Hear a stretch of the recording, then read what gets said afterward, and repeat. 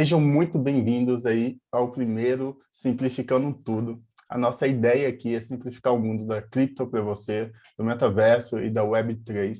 E hoje a gente está aqui com um cara que é sensacional, muito fera, e não tinha outro convidado assim, com um know-how e expertise, e há tanto tempo no mercado que eu pudesse trazer e queria falar de uma maneira tão simples, delicada e direta ao mesmo tempo sobre Bitcoin e blockchain para vocês hoje. Então, está na hora de você entender de uma vez por todas o que é Bitcoin e o que é blockchain com Gabriel.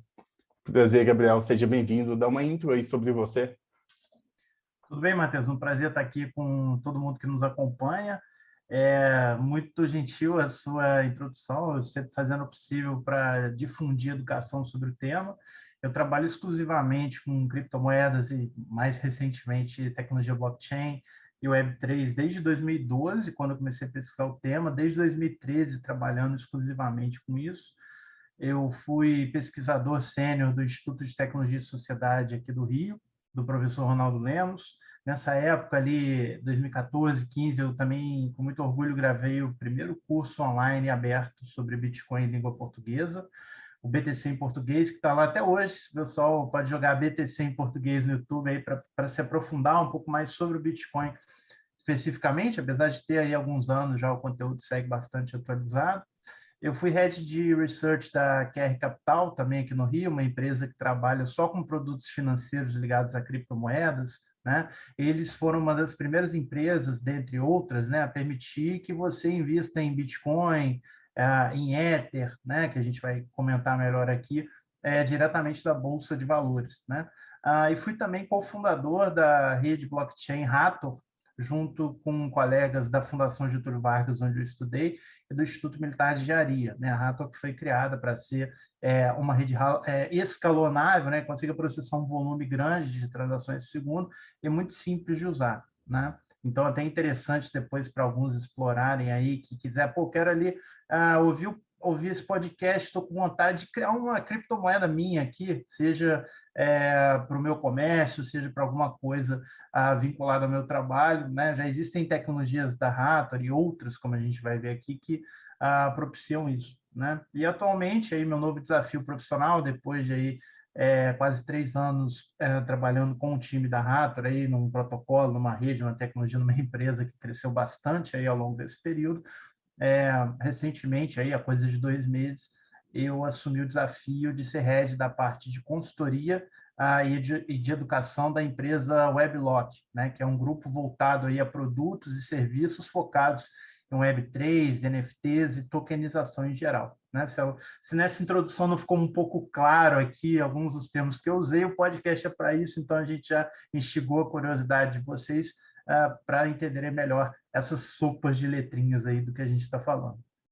Exatamente, essa é a ideia aqui da gente colocar essa tecnologia ao alcance de todos e ensinar para vocês o que significa esses jargões aí que a gente ouve na rádio e também ouve na TV, em todos os lugares por aí, as pessoas falando algumas palavras que a gente fica, pô, o que isso significa? E esse é o nosso objetivo aqui, simplificar tudo para você. Então, Gabriel, vamos começar ali do básico. 2009, acabou de acontecer uma crise financeira ali no mundo gigante de 2008, mercado muito instável, e chega um cara ou um grupo de pessoas, ninguém ainda sabe o que é, escreve ali na internet, nos fóruns, e dá a ideia ali do Bitcoin, desse dinheiro peer-to-peer, que é de pessoa para pessoa, onde ele não depende de ninguém, de um banco, você mandar para o banco, para depois o banco mandar para a pessoa, mas sim, você consegue mandar diretamente para o seu tio, sem depender de ninguém. Explica para a gente aí como que você vê o Bitcoin e como que foi esse início ali do Bitcoin para você.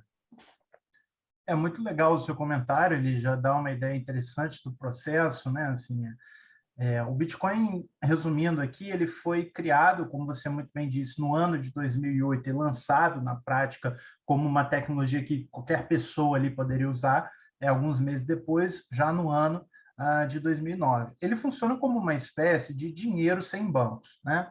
Hoje, há muitos anos, todas as formas de enviar e receber valores financeiros são mediadas por alguma entidade. Então, quando você vai fazer um pagamento em cartão de crédito, né, tem a maquininha, tem a bandeira do cartão de crédito, tem ali bancos por trás, né? Às vezes a gente acha que é uma instituição, tem 20 instituições financeiras por trás de um simples pagamento via cartão de crédito. Até se a gente for falar nas formas mais simples de pagamento hoje em dia, o Pix, né, digital, ou usar o papel moeda, no caso de ambas as tecnologias, estamos falando de tecnologias que prescindem da confiança no Banco Central responsável por aquela moeda, no caso aqui do Real Brasil, né, a gente tem que confiar na figura do Banco Central para a gente conseguir usar aquele dinheiro da forma como ele foi pensado para funcionar.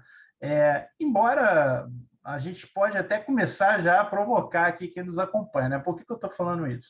Se a gente for comparar com a década de 80 no Brasil, quem tem um pouco mais de idade sabe, quem já ouviu história de familiares de mais idade já ouviu também, né? Se a gente for comparar lá com a década de 80, 90, que o Brasil tinha hiperinflação, até que os últimos 20, 30 anos, né, o Banco Central brasileiro fez razoavelmente bem o seu papel. Só que recentemente, por exemplo, isso aqui não é uma discussão política de partido A ou B, no mundo inteiro a gente começou a ver a inflação subindo, né? A gente está vendo crises cambiais em vários países, aqui no Brasil o dólar disparou aí nos últimos anos e afins, né? Isso gera uma sensação de insegurança para vários agentes econômicos, né? Para mim, para você, para o dono da farmácia, para o dono de uma grande indústria e para os acionistas de uma companhia aberta, né?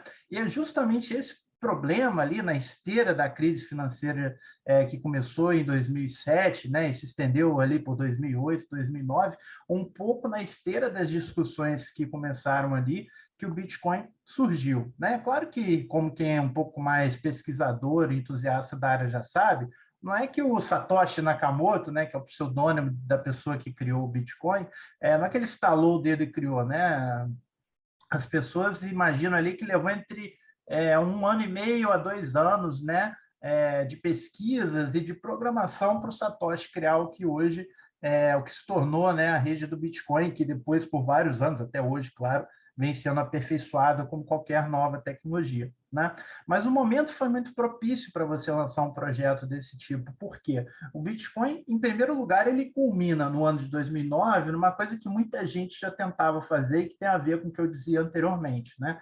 Que é uma forma de você enviar e receber dinheiro online sem passar por ninguém, sem depender da confiança em ninguém. É isso que quer dizer a expressão que você falou, o P2P, o peer-to-peer, de pessoa para pessoa. Quando eu mando, por exemplo, uma mensagem para você, ô Matheus, eu não estou mandando exatamente para você, eu estou mandando para o WhatsApp está encaminhando para você, né? Quando eu mando uma carta, também não é um serviço peer-to-peer, eu vou botar a carta no correio, o correio vai entregar para você, né? Se amanhã o correio acabar e o WhatsApp estiver fora do ar, eu não consigo me comunicar com você. Por quê?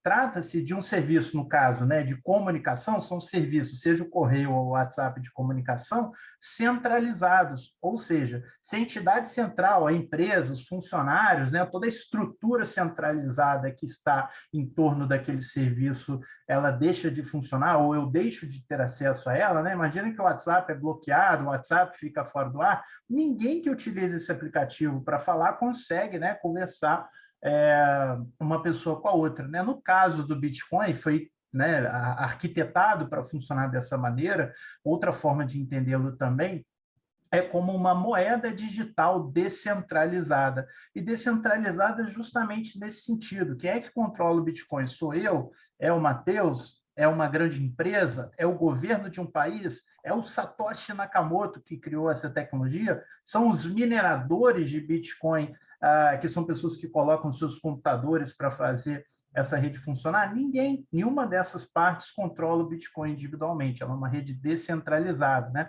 Se qualquer pessoa entra ou sai dessa rede, né, não muda o funcionamento dela na prática, porque é como se existissem infinitos caminhos a partir dos quais eu consigo me comunicar com o Matheus para enviar e receber bitcoins, né? Então, o Bitcoin se tornou uma forma de dinheiro digital 100% descentralizada nesse aspecto de que você não consegue censurar pagamentos. Isso foi utilizado, por exemplo, em países muito autoritários, né? No Afeganistão, uma mulher não pode ter conta bancária. Eles não permitem pelos costumes conservadores locais, né?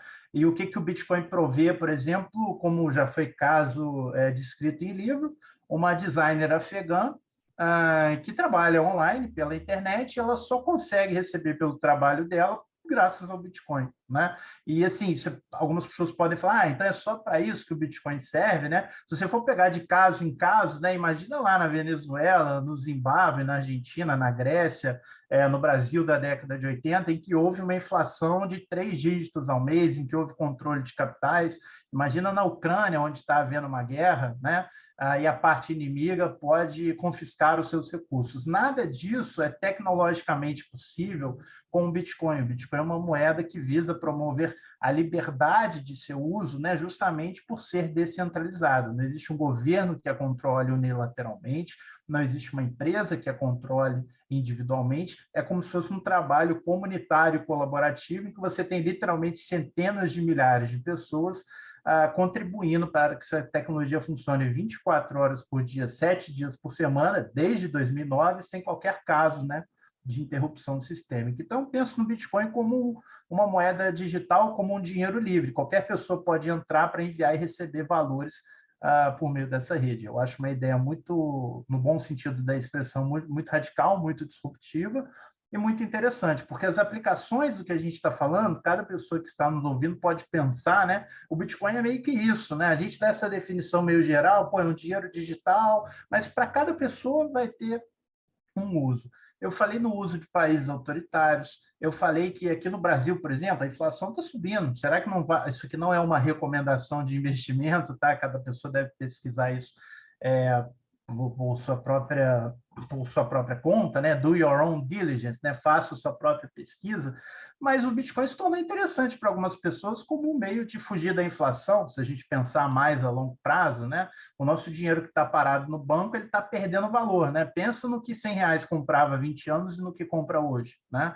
Pensa no valor do Bitcoin há 10 anos e no valor do Bitcoin hoje. Quer dizer que o Bitcoin vai só subir? Não, mas ele é uma alternativa que funciona de maneira diferente, né? Não depende da boa vontade do político de ocasião, daquele banco central ou daquele país, né? Acho que é um pouco por aí. Não sei se o Matheus tem um olhar similar ao meu.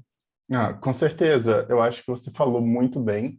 A gente hoje vive um mundo que as tecnologias, as principais organizações e os principais aplicações que a gente vive na nossa vida é tudo centralizado. A gente depende hoje dos servidores do WhatsApp, dos servidores do Google, da Amazon, tá tudo ali. E se acontecer algo, se a Amazon simplesmente falar, cara, eu vou cortar tudo aqui, e o que vai acontecer com o mundo sem internet hoje? Esse é um mundo que pode acontecer, uma coisa pode acontecer se a gente continuar na tecnologia que a gente está hoje, ou simplesmente o país fala, cara, você não vai usar mais o WhatsApp. Ele vai lá e corta os servidores da Amazon, os servidores do Google, que são os dois principais servidores do mundo, onde todas as aplicações online quase estão. E a partir daquele momento, o país mais que ele decide fazer isso não vai ter mais acesso àquela tecnologia. Imagina a sua vida hoje sem redes sociais, sem WhatsApp. Ia ser completamente diferente. São tecnologias aí que mudaram o mundo, mas estão aí dependendo da boa vontade do governo e do funcionamento dessa tecnologia centralizada de armazenamento em nuvem, que são esses servidores do Google e da Amazon hoje. Aí você pega, e isso também acontece com o dinheiro. Só que o dinheiro é um caso um pouco mais sério ainda. Porque como que você vai ter o pão na sua mesa se os R$ 100 que você tinha dava para você comprar muita coisa antigamente e hoje não dá para comprar quase nada. Imagina isso ao longo do tempo e quem guardou aqueles R$ 100, cara?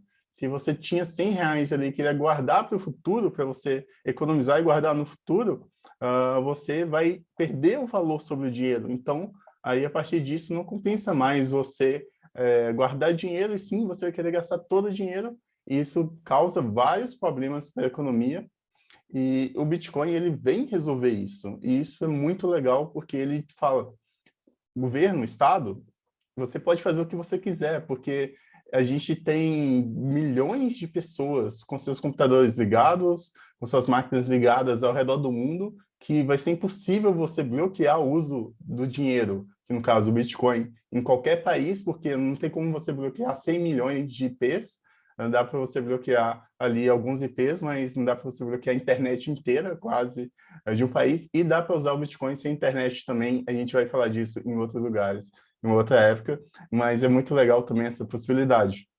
E o Bitcoin vem trazer isso, ele traz isso como uma tecnologia foi desenvolvida ali, que é o blockchain, que eu queria passar para o Gabriel aqui, tá explicando um pouco mais sobre essa tecnologia incrível que dá essa possibilidade de existência do dinheiro P2P, aí, que é de pessoa para pessoa.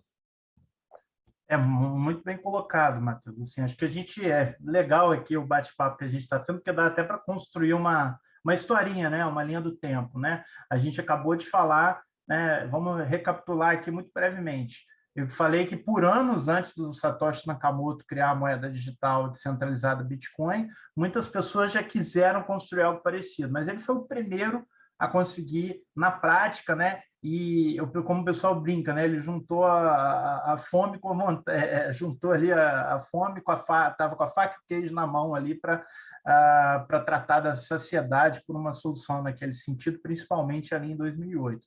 E a solução para criar uma moeda digital com esses áreas de liberdade, né, sem as restrições e, em alguns casos, até sem os custos elevados, né, de algumas modalidades de pagamento, a gente pode pensar também nas remessas internacionais de valor, né, como ainda é caro uma mãe de família, um pai de família que trabalha nos Emirados Árabes mandar dinheiro para a família semanalmente que está no Paquistão, por exemplo, né? A pessoa manda $100, chega a 80 uma semana depois, assim. E que é E muito os comum, né? incentivos muito comum, os incentivos são muito perversos, assim. Quanto menos dinheiro a pessoa tem, né, mais cara a taxa relativa que ela paga, né? Assim, eu brinco, talvez o Bitcoin não seja uma solução tão interessante para algumas elites globais, mas se a gente fala, por exemplo, assim, do cidadão médio, tem uma série de benefícios, né, que podem ser colocados ali. E a magia que faz com que essa tecnologia, com que essa moeda digital funcione dessa maneira, é justamente, como o Matheus trazia, né, a tecnologia blockchain. Né? Eu vou pegar exatamente o caso do Bitcoin para ilustrar como a tecnologia blockchain funciona. Né? Blockchain é o nome que a gente utiliza tanto para tecnologia quanto para coisa, digamos assim, que ela mantém. Então, a gente usa muito o termo blockchain para se referir tanto a uma base de dados descentralizada em que ficam armazenadas as transações, nesse caso de Bitcoin, por exemplo, quanto a gente usa o termo tecnologia blockchain justamente para explicar o funcionamento desse armazenamento descentralizado de informações. Né? Quando você faz, por exemplo, um pagamento, vou falar aqui quaisquer bancos, do Banco Bradesco para o Banco Itaú, ou da Caixa para o Banco Brasil, qualquer exemplo seria válido entre dois bancos comerciais quaisquer. Né?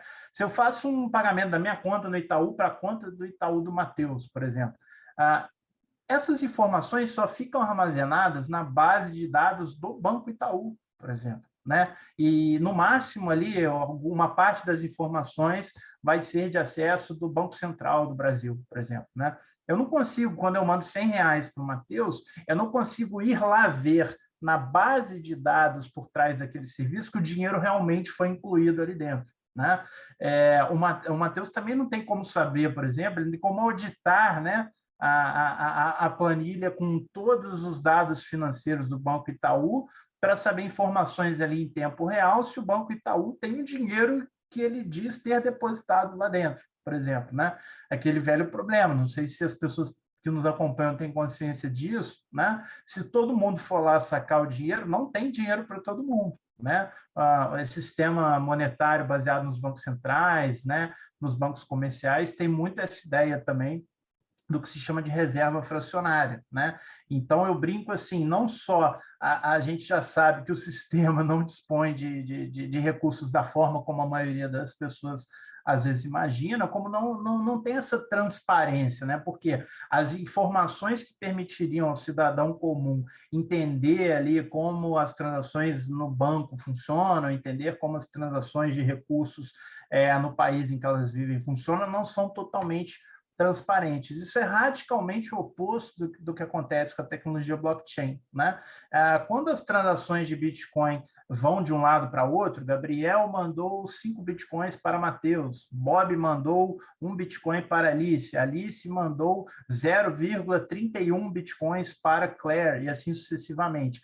Todas essas transações são armazenadas numa espécie de livro contábil digital, né, que ele é 100% imutável e transparente. A esse livro, né, nós damos o nome de blockchain, né, do inglês cadeia de blocos.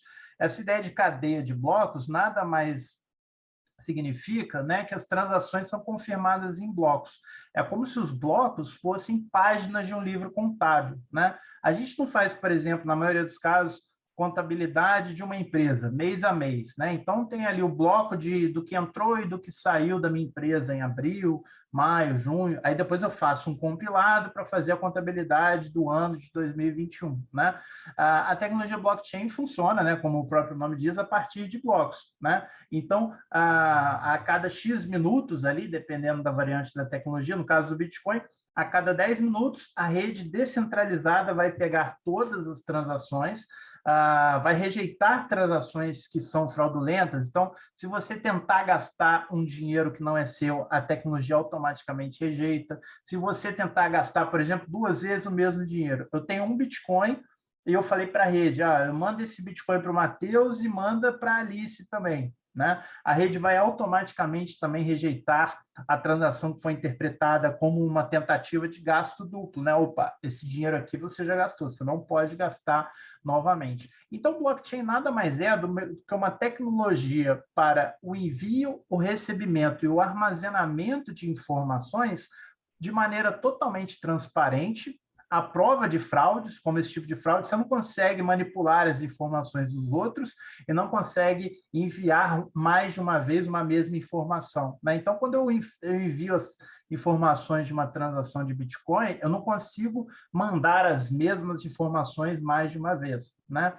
E com o tempo, as pessoas começaram a perceber, pô, peraí, se a blockchain no Bitcoin ela serve para que eu não consiga gastar 2 vezes o mesmo dinheiro, para que eu não possa gastar o dinheiro dos outros, para que, diferente dos bancos tradicionais, eu tenha 100% de acesso. Eu posso ter a minha cópia da blockchain.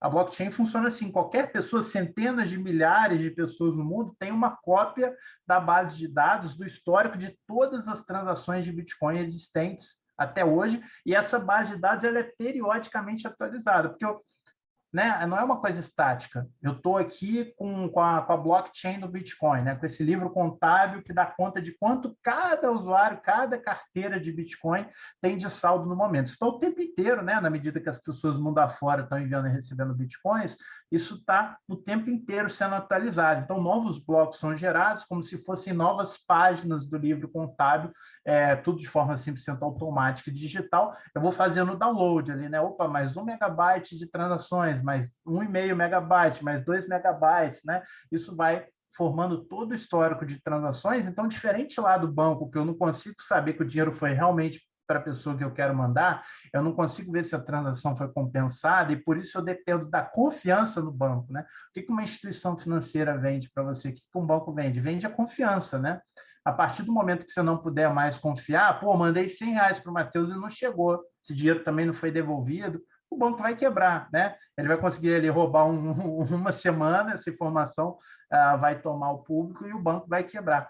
E assim sucessivamente, né? Pensa num cartório, por exemplo. O que o cartório vende? Vende confiança, né? Já pensou se o cartório dá um carimbo lá de que aquele imóvel que eu comprei do Matheus é realmente do Matheus e que está tudo certo, né?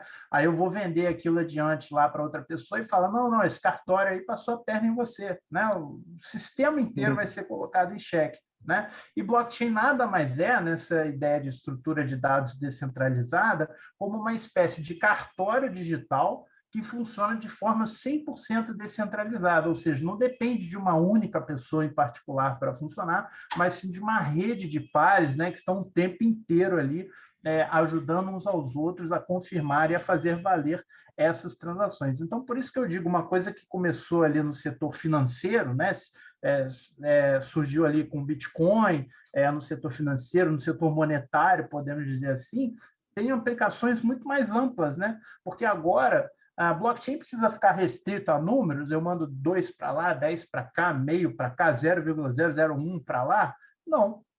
Se eu tenho na minha blockchain, é, o usuário escreve Dilma, o outro escreve Aécio e manda isso para a carteira do TSE, eu consigo ter sistemas de votos, por exemplo, perdão, eu consigo ter um sistema de votos, por exemplo, online, né? E não precisa ser nome de candidato político, pode ser sim ou não, a gente pode ter vários aspectos, a gente pode criar toda a ideia de uma organização descentralizada em que o direito ao voto é controlado via blockchain, cada carteira, cada usuário tem direito a um voto, e tudo isso fica transparente para todo mundo. A gente aqui, em vez de ter uma conta conjunta, por exemplo, a gente pode ter uma conta conjunta na blockchain que a gente movimenta o dinheiro da nossa empresa de forma 100% transparente, né?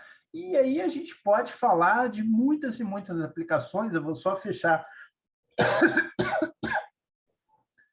Saúde. Perdão. E aí eu vou só fechar aqui dando uma ideia, antes de passar uma ideia das aplicações, né? Antes de devolver a palavra ao Matheus, que é o que a gente chama assim, o fenômeno da tokenização, né? O que é um token? Um token nada mais é do que uma representação digital de valor que pode ser enviada e recebida por meio da tecnologia blockchain, ou seja, dessa maneira irrestrita, imutável, transparente, em muitos casos até com baixo custo, né, com uma transferência para o mundo inteiro em segundos, em minutos, né? Só que o token, diferente do Bitcoin, o Bitcoin ele é uma moeda digital com fim em si mesmo. O que é um Bitcoin? O que representa um Bitcoin? Representa um Bitcoin, né? Você sabe que é uma unidade de uma moeda digital que tem um valor flutuante, às vezes sobe, às vezes desce, etc. O Bitcoin, muitas pessoas têm comparado, né, Matheus, com uma espécie de ouro digital, porque ele é escasso, a gente sabe exatamente a quantidade, ninguém consegue forjar os Bitcoins. Mas, da mesma forma, eu consigo, por exemplo, representar, utilizando a tecnologia blockchain, um token, uma ficha, né, digital, que me permite representar valores de quaisquer naturezas. Eu dei o exemplo de votos, eu posso ter dólares e euros sendo trocados via blockchain, eu posso ter até mesmo certificados de obras de arte, itens de jogos e muito mais, né? Agora, todo o universo de valor que a gente enxerga no mundo tradicional, ele pode, e na verdade já está sendo, né, traduzido, né, já está mudando para a blockchain por conta dessas vantagens que eu já falei até repetidas vezes para enfatizar, né, essa transparência, essa imutabilidade, né, e um sistema, no sentido puro ali da palavra, mais democrático. Né? A gente não fica ali nas mãos de uma, duas grandes empresas, de um, dois, três grandes governos, é uma coisa que é gerida ali pelos próprios usuários daquela rede. Muito bem colocado, Gabriel. Eu acho que a blockchain ela traz esse direito à propriedade no digital, que é algo que a gente não tinha como antes. A gente tinha um e-mail, a gente tinha as redes sociais, a gente poderia criar muito conteúdo, criar muito valor online e trocar muita informação, mas a gente não tinha como saber que aquela informação era verídica, a gente não tinha como saber que aquela informação era única. Você podia ali criar uma arte incrível no Paint ou em qualquer Photoshop, Illustrator, e você não saberia de quem é aquela arte, porque poderia ter 1 milhão daquela arte pela internet. A mesma coisa vale com memes, a mesma coisa vale por vídeos que não está a cara da pessoa ali, você não sabe quem criou. E a blockchain, ela possibilita você criar e falar, isso é meu, fui eu que criei e é imutável aqui. Ninguém pode mudar isso se eu determinar dessa forma e vai estar para sempre aquele histórico armazenado que foi você que criou. E dentro disso existem milhares e milhões de aplicações, que é uma coisa incrível que a gente ainda está explorando e descobrindo coisas novas.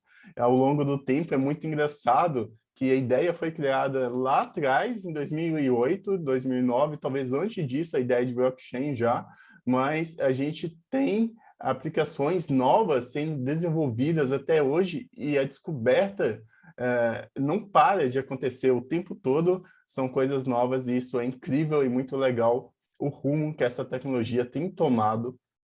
E eu gostaria que você, Gabriel, falasse um pouco mais dessa ideia sua, do presente agora que essa tecnologia está tendo, igual você já falou, mas um pouco mais para o futuro. Você acha que tem algumas aplicações, alguns modelos ali que ainda podem ser explorados, não estão sendo explorados? Eu vou... Muito legal a sua reflexão. Eu vou usar uma analogia que algumas pessoas amam e outras pessoas odeiam, né? Obviamente eu gosto dela porque eu vou usá-la, né?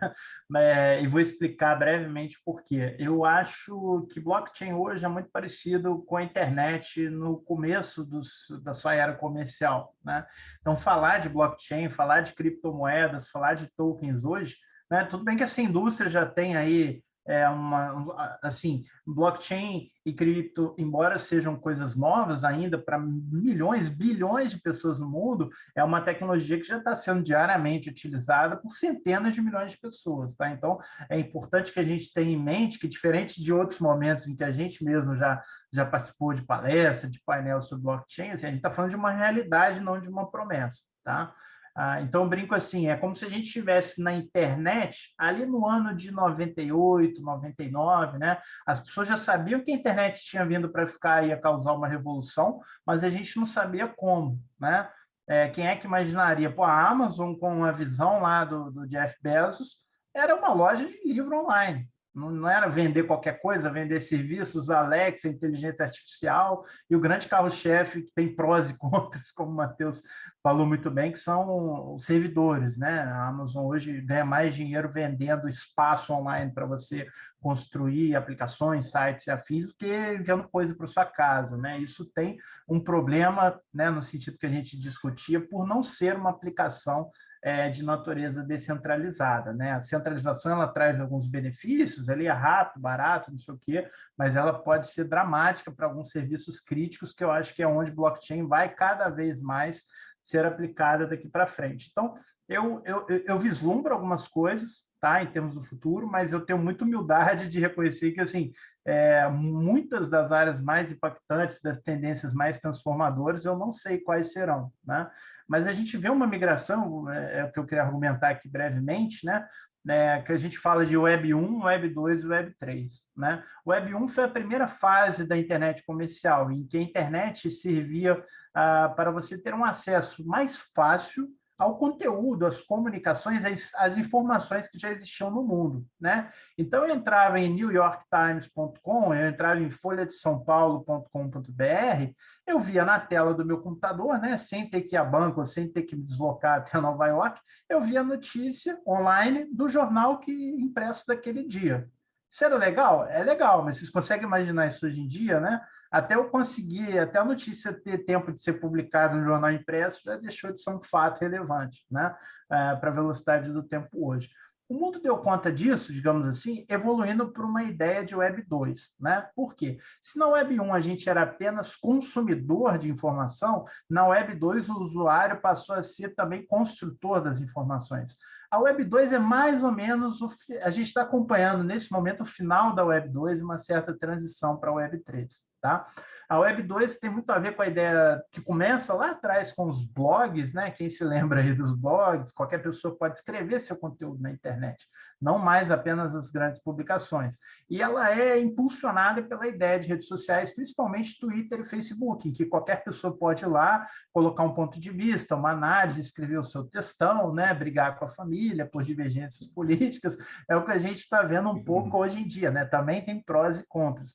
O grande problema disso, né, é que quanto você ganhou do Facebook por todo o conteúdo que você colocou lá, quanto você ganhou do Twitter por todos os engajamentos que você teve, né?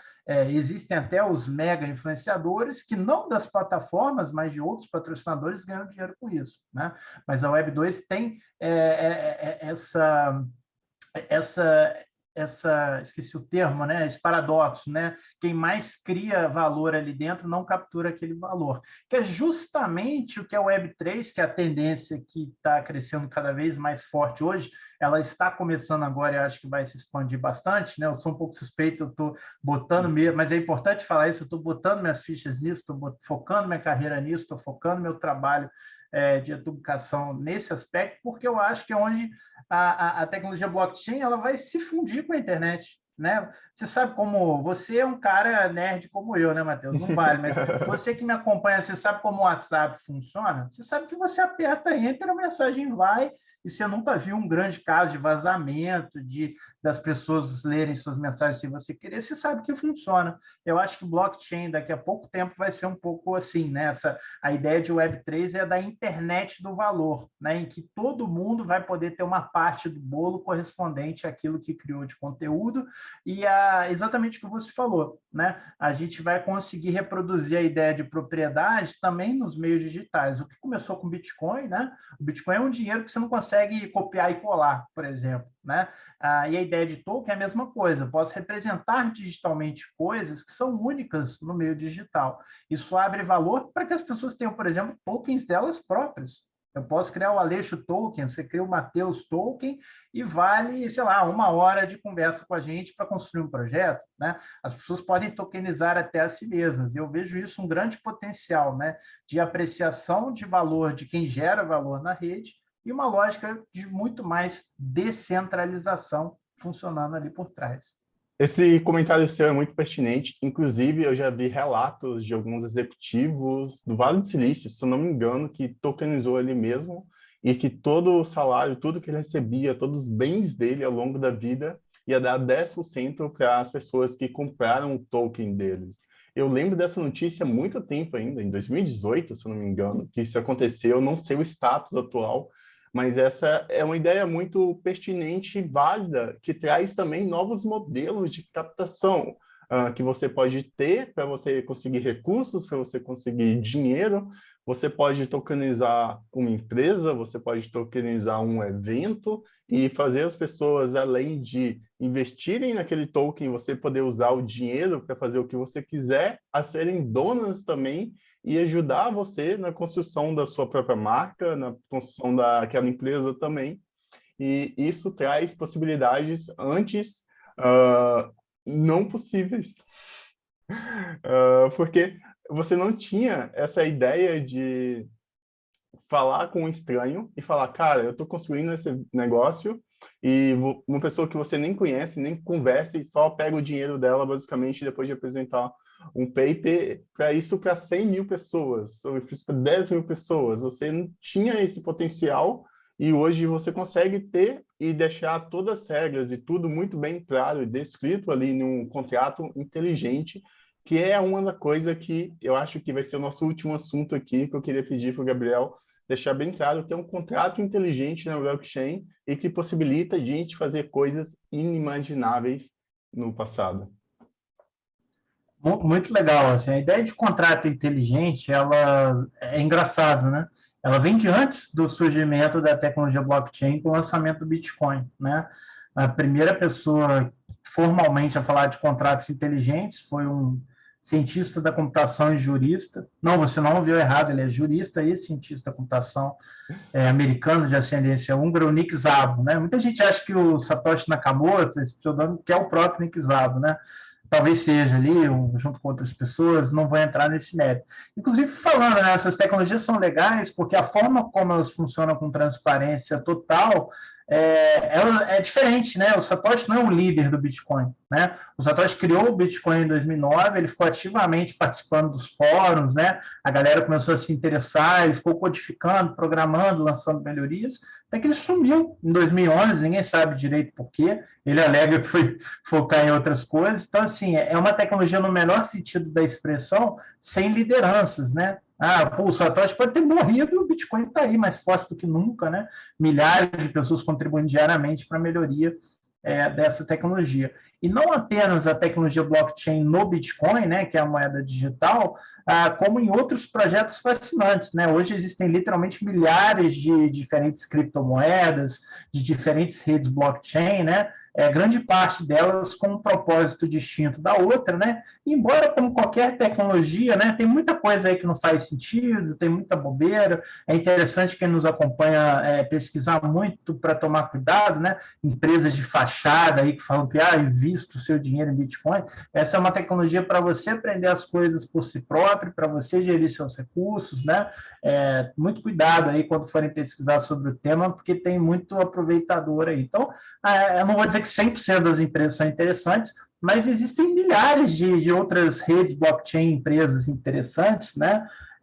além da moeda digital, que não é bem uma empresa, é um protocolo aberto, né? Além do Bitcoin, né? E uma das mais famosas, a segunda mais famosa no mundo, né? Que ficou aí famosa por games criados em sua rede, por tokens que representam itens de jogos, em alguns casos até obras de arte, mais recentemente, foi a Ethereum, né? Então, se o Bitcoin criou um novo paradigma para os serviços financeiros, em que eu poderia fazer transações financeiras sem depender de intermediários, a Ethereum, né, que é lançada, aí, que surge em 2014, é lançada na prática no ano de 2015, ela é como se fosse uma versão, como se fosse uma folha em branco da tecnologia blockchain. O que isso significa? A Ethereum transformou a rede blockchain numa coisa que qualquer pessoa pode programar. Se eu pergunto para o Matheus ou para alguém que está nos acompanhando, para que serve um computador? Né? Você vai dar risada, né? Porque um computador serve para qualquer coisa que você programe ele para fazer. Um computador serve para pedir comida? Serve. Serve para pedir táxi? Serve. Serve para pedir Uber? Serve. Serve para você ler jornal? Serve. Tudo que você programar um computador para fazer, ele é capaz de fazer. E a blockchain, quando ela surgiu, ela não era assim, né? Lá no Bitcoin, você não consegue programar a rede, a tecnologia do Bitcoin para fazer qualquer coisa. Você só consegue enviar e receber Bitcoins e fazer algumas outras coisinhas aqui que eu não vou entrar no mérito. Então, as pessoas começaram a ver, pô, essa tecnologia de mutabilidade, de confirmação rápida, uma tecnologia que ninguém controla sozinho, ninguém pode fraudar, uma pessoa não pode fraudar a outra, seria incrível se ela funcionasse igual um computador, né? Então, a Ethereum foi criada para ser uma espécie de supercomputador global. Diferente de outras redes blockchain até então, né, ela era baseada na ideia de contratos inteligentes que o Nick Szabo falava lá já antes de blockchain, né? Ou seja, um contrato inteligente nada mais né, do que um programa de computador que pode ser codificado dentro de uma máquina, né, de forma que ele consiga fazer valer a si mesmo. Ou seja, um contrato inteligente é um programa em que eu defino regras e, sem interagir, sem precisar de interação humana, né, o que é controlado por aquele programa consegue fazer valer a si mesmo automaticamente. Vou dar um exemplo super claro e que eu não estou ficando maluco. Né? Uma máquina de refrigerante, sabe aquela vending machine que cai o biscoitinho, que cai o refrigerante? Aquilo dali é uma máquina com um contrato inteligente ali dentro. Não tem nada errado com isso. Então, você está dizendo que contrato inteligente existia desde antes de blockchain? É exatamente. Por que é um contrato inteligente? Porque cabe exatamente dentro da definição que eu acabei de falar. Né? Como é que funciona a máquina de refrigerante? Ela tem duas regras simples. Você coloca a nota, você ganha um crédito. Se você tem um crédito, você escolhe o refrigerante e o refrigerante cai. Você consegue ter o crédito, apertar e o refrigerante cair sem botar o dinheiro? Não. Alguém precisa ir lá? Quem te dá o refrigerante? A máquina é um garçom. Né? Então, assim, o contrato inteligente, no caso da máquina de refrigerante, nada mais é do que o programinha que faz a máquina funcionar sem depender do ser humano para nada. Claro, precisa do ser humano para ir lá pegar o dinheiro e para reabastecer a máquina de refrigerante de tempos em tempos. Mas a máquina deve ficar, sei lá, uma semana lá funcionando sozinha e, antigamente, né, claro, foi uma revolução em termos de automação o que conseguiu fazer. O lance é que a ideia de contrato inteligente, ela é perfeita para o ambiente de blockchain, né? Porque se você combina blockchain, a ideia de computador e a ideia de contratos inteligentes, que é o que a Ethereum fez e várias outras redes blockchain seguiram aperfeiçoando, né? Seguiram fazendo com melhorias, tem Avalanche, Raptor, Solana, Luna, tem um monte de projeto aí com essa mesma lógica, uma rede blockchain em que eu consigo programar, né, transações, eu consigo programar, por exemplo, transferências, eu consigo programar as funcionalidades que eu desejo para uma determinada aplicação e ninguém consegue fraudá-las. Né? Então, eu posso ter as regras do meu jogo, por exemplo, a cada 10 argolas que você pegar no meu joguinho, você vai ganhar uma esmeralda. Né? Tem muitos jogos, aqui o Matheus é especialista, vai poderia falar muito melhor nesse tema do que eu, tem vários jogos, né, que construíram a tendência do que se chama do play to earn, que não é mais uma moedinha que você tem ali, você mostra para o amiguinho e dá risada. Não, assim, as coisas adquiriram um valor monetário graças à implementação de blockchain ali dentro, né? Então, a moedinha que você ganha dentro do jogo, ela pode, graças à blockchain, ela não pertence ao jogo, ela pertence a você, ela pode ser tirada, você pode trocar por Bitcoin, você pode trocar pelo Ether, que é a moeda para você pagar taxas na rede da Ethereum quando constrói a sua aplicação, e assim sucessivamente, né? E a própria ideia de contratos inteligentes, eu acho que vai trazer uma revolução para muita... Eu não falei que blockchain é tipo um cartório digital em versão descentralizada. A ideia de contratos inteligentes é você pegar essa ideia original de cartório descentralizado e permitir que esse cartório consiga fazer muito mais coisas. Então, contratos inteligentes já estão, e acho que serão cada vez mais usados para rastreabilidade, para você ter propriedade intelectual, né? Imagina que eu criei uma obra de arte, imagina que eu tenho uma patente sobre um determinado processo industrial, né? Eu posso fazer com que automaticamente cada pessoa que utilize ali a minha obra de arte, cada pessoa que revenda a minha obra, cada pessoa que, por exemplo, esteja ali jogando o jogo que eu criei com contratos inteligentes, todas as regras envolvidas nesses processos podem ser validadas e se pode fazer valê-las, né, automaticamente, sem depender de uma corte tradicional de justiça, né? Então, contratos inteligentes estão intimamente ligados a essa ideia, né, de você pegar blockchain, que surgiu para você ter serviços financeiros sem intermediários por trás, e você aplicar isso, claro, não quero fazer hype exagerado, mas é virtualmente qualquer coisa, né? É claro que existem coisas que hoje têm limitação. Eu não vou comprar um imóvel hoje e fazer a transação via blockchain, né? Porque isso não tem fé pública no Brasil, isso não tem validade jurídica. Mas, por exemplo, você já consegue fazer isso para música, né? É muito interessante, já tem pessoas tokenizando direitos de música, né? Tem outras áreas que isso é permitido, você pode fazer tokenização de recebíveis, né? Então, o seu negócio tem uma receita prevista para daqui a um ano, você pode antecipar aquilo, vender aquilo na forma de token ao valor presente, capitalizar o seu negócio, fazê-lo crescer e depois você repaga com juros e as duas partes estão ganhando com isso, né? Você consegue fazer isso também automaticamente por meio dos contratos inteligentes, né?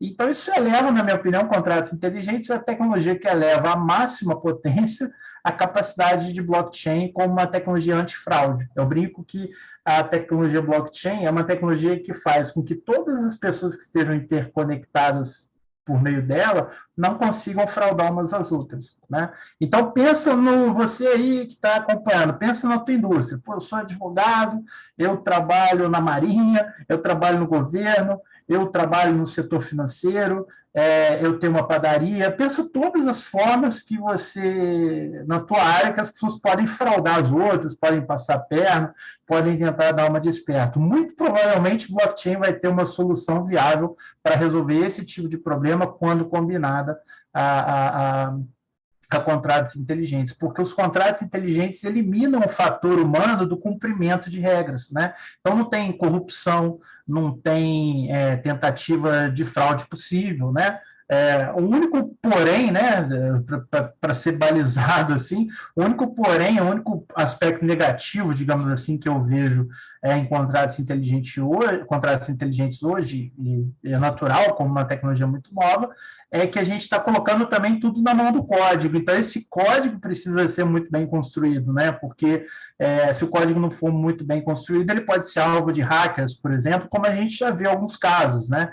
Então, quando às vezes alguém fala assim, pô, roubaram US$ 1 milhão de uma determinada aplicação em blockchain. Não é porque o Bitcoin não funciona, não é porque a blockchain, a tecnologia base ali da rede Ethereum, por exemplo, não funciona. É porque alguém configurou mal, né, uma aplicação dentro daquela uma aplicação dentro daquele caso em particular. Então, ainda que eu veja um potencial extraordinário nos contratos inteligentes, é sempre bom a gente prosseguir com bastante cuidado e sempre com especialistas, né? Sempre estudar muito bem sobre as aplicações que a gente está avaliando, que a gente está estudando. E acho que, naturalmente, com o tempo, isso vai ficar cada vez mais comum, né? Essas próprias redes, esses próprios contratos vão ter mecanismos cada vez mais fortes, assim, de evitar ataques, né? De evitar erros, né? Que são bugs, né? Sim. Eu acho muito interessante isso que você falou, principalmente pegando um pouco mais o final ali, que o seu medo principal são esses códigos, são a escrita dos códigos, e a gente volta de novo o fator humano, né? Porque somos nós que escrevemos Exatamente. códigos, e isso é muito legal, porque a gente vê setores como o da aviação, que tudo segue as coisas tão ao pé da linha, e eles fazem as coisas tudo tão bem pensado para evitar o máximo do fator humano na tomada de decisão final daquilo. Porque quando você pega historicamente, o que mais aconteceu de errado ali foi por causa que o cara dormiu, o fator humano sempre é o principal fator de erro ali e da história assim da humanidade, até porque a gente é humano. A gente tem até essa frase, né? É porque Errar é eu sou humano. humano. E a ideia disso, dos códigos, dos contratos, é a gente pegar esse fator humano e diminuir ele cada vez mais. É um ponto que a gente não tenha que falar, pô, fulano roubou milhões na empresa e faliu e fudeu com todos os investidores. Pô, fulano prometeu entregar algo e fugiu com o dinheiro, do nada. No contrato inteligente, você consegue colocar que fulano vai receber X do dinheiro para ele fazer tal coisa, depois mais X do dinheiro para ele fazer mais coisa. Então, a gente consegue tentar diminuir ao máximo esse fator humano e um dia sonhar em um ponto que a gente não tenha que ter nenhum fator humano e seja tudo rodando em códigos auditado por robôs que está sendo auditado o código e depois no último lá sempre vai ter um humano, eu acho, no final, né? Mas seria um sistema totalmente confiável, que você pode confiar cegamente porque aquilo já foi testado milhões de vezes e está funcionando. O que é a blockchain? A blockchain já foi testada desde 2008 e nunca falhou, a blockchain, principalmente do Bitcoin, que eu estou falando no caso. E a ideia é levar esse nível aos contratos inteligentes até um ponto, sonhar em chegar lá. Você acha que a gente vai chegar lá? Acho possível. Eu acho que eu ouvi uma coisa uma vez numa palestra do César Taurion, que é um cara referência de tecnologia de inovação em geral, né? E ele falou uma coisa simples, mas que me chamou a atenção e eu acho bem legal, né? Ele falou assim: antigamente a gente estava acostumado com as ondas da tecnologia, né? Veio a internet, aí veio o e-commerce, aí veio, sei lá, dropshipping. Agora não, quando a gente fala principalmente dessas tecnologias de vanguarda, de tecnologias emergentes, a gente olha um horizonte e vê as ondas paralelas vindo todas juntas e convergindo para uma coisa muito mais disruptiva, né? Então, a tecnologia não vem em ondas, vem um grande maremoto que ali na ponta vai misturar tudo. Então, eu acho que o que você perguntou, a resposta é sim, eu acho que é plenamente possível, a partir da combinação de blockchain com várias outras tecnologias emergentes, né? Como machine learning, big data lakes e coisas assim, né? Assim, a disponibilidade de dados que a gente tem combinado com os avanços de processamento e barateamento do processamento desses dados e informações, combinados com uma versão à prova de fraudes, que é blockchain, combinado com a capacidade de programação, com a programabilidade dessas redes, eu acho que é isso. A gente vai ter redes neurais aí, inteligência artificial de ponta, processando boa parte das transações e das informações do mundo, né? E acho que, assim, aí já é praticamente papo para um outro programa à parte, né? Sim. Eu acho que isso tudo vai trazer uma série de benefícios também, desde que a gente olhe para essas tecnologias com uma postura ativa, né? De construí-las em torno desses benefícios, tá? Porque, assim, eu acho que tecnologia, ela não é uma coisa...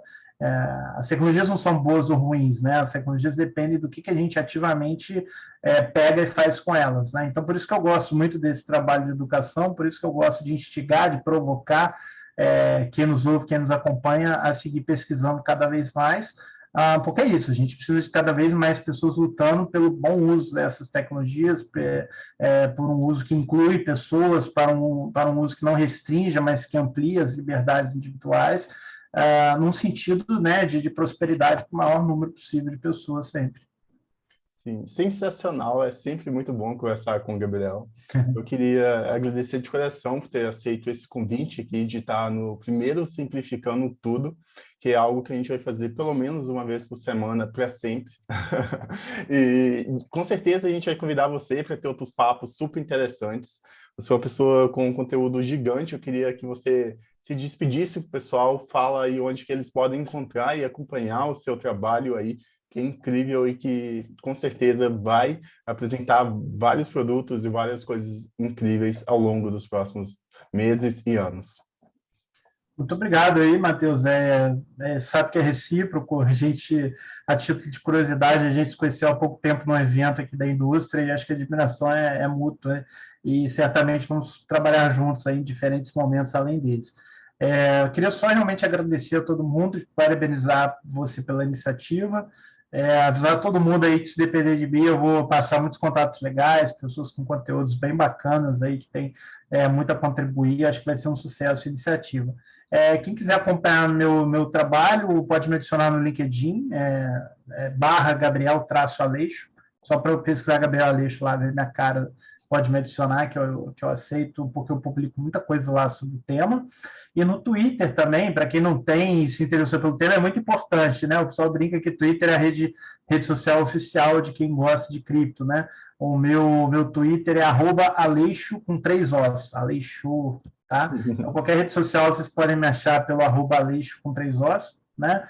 Eu, pessoalmente, recomendo o Twitter, assim, no meu Instagram eu quase não uso, etc., mas quem quiser me acompanhar, fique totalmente convidado aí a acompanhar no LinkedIn ou no Twitter. Show! Você pode acompanhar a gente aí, só pesquisar no Google Simplificando Tudo ou em qualquer rede social. E também a gente é um programa da P2One Crew, que você pode estar P2Z Crew aí na qualquer rede social que você encontre a gente. E se quiser me acompanhar também, eu sou muito ativo em todas as redes, basicamente. E é Matheus Celtic. Todos os links aqui vão estar na descrição desse episódio. Muito obrigado por assistir e seja bem-vindo ao mais novo canal de conhecimento aí de todas as mídias do Brasil. Bora!